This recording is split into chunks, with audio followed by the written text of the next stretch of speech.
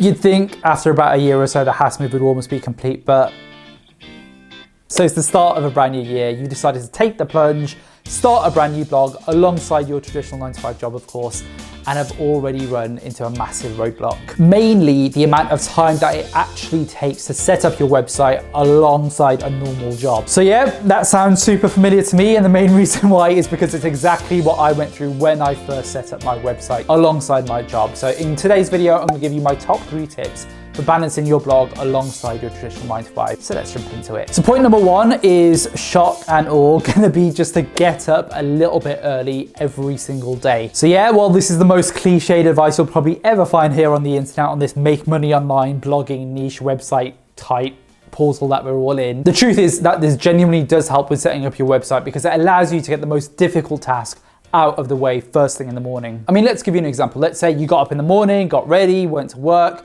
got back home, went back out, went to the gym, got back home, socialized for a little bit, had a little bit of quiet time, and then started writing a blog post on the 6 best types of concrete by wetness. That blog post ain't gonna get written. No chance in hell. By getting up then an hour or 2 early just allows you to get that work done first thing in the morning. And for me personally, I like to get up at around about 6 o'clock, just giving me about an hour or 2 to crack on with my blog before having to start the workday. Now, I'm sure many of you are already getting up pretty early at the moment, and maybe you're doing something before work, maybe you're going to the gym or any of those kinds of things. If that's the case, don't brag first of all. Second of all, what I'd highly recommend is maybe alternating the day. So maybe a Monday you go to the gym in the morning, Tuesday you get up early and you do your blog, and then Wednesday you go back to going to the gym early in the morning. And it just alternates things, keeps things fresh, and allows you to maintain a solid schedule as you progress work on your websites. Point 2, gonna be a controversial one, but that's to get your workplace involved with your websites. Yeah, not talking about getting them to publish content or any of those kinds of things. That'd be really weird. What's Margaret from accounts gonna do? Doesn't even know how to spell. So you might have your back up against the wall a little bit by getting your manager or your boss involved and just letting them know that you're setting up a blog outside of your workplace. But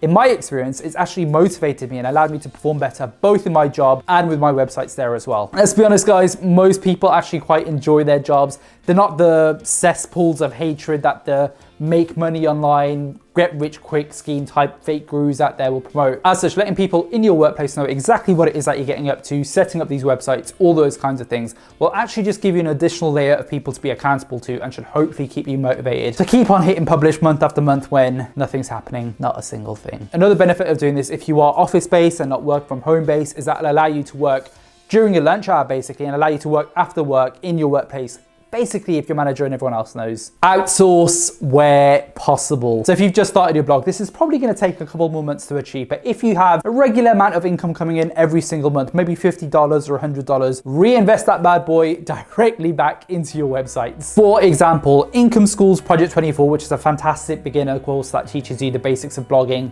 It's what I use, affiliate link in the description box if you are interested. They basically recommend publishing between 7 to 10 posts every single month within your first year blogging. Now, if you had the money and you were able to outsource a number of the posts that you were going to write, and maybe you only needed to write 5 posts per month as opposed to 10 because the other bunch were basically getting written, that would free up so much time to allow you to work on top of your business as opposed to in your business. Just take note then on the activity that you hate doing the most when it comes to blogging. Maybe it's keyword research, maybe it's formatting, maybe it's editing, writing, maybe it's all of it like this guy. And if that's the case, don't worry about it because there's pretty much always someone to outsource something for you if you look hard enough. So there you have it, guys. 3 quick tips to help you balance your work and blogging life there. But there's one real key point that I wanted to highlight at the end of this video, which I feel is quite important and often overlooked. So when you're starting a blog or any side hustle for that matter, you know, hard work is just part of the parcel, unfortunately. It comes with the territory of setting up a side business, right? But, and this is incredibly vital, and take it from a guy who's been doing, you know, blogging for around about 2 years and side hustles for a couple more years than I like to admit, to be honest. Basically, just make sure you take time for yourself. The last thing you want to do, guys, is smash out 20 blog posts in a particular month, have an amazing month of publishing content, and then for the next 6 months, you don't want to write any more posts because you're completely burnt out. Just not the way to go. Instead, pace yourself, take things easy. Small and steady steps are the ones that count, and they'll be the ones that get you to your overall goal. So just keep that in mind. Blogging, family, change of scenery behind us, but we've got something nice planned in a couple of weeks for you guys. Hopefully a more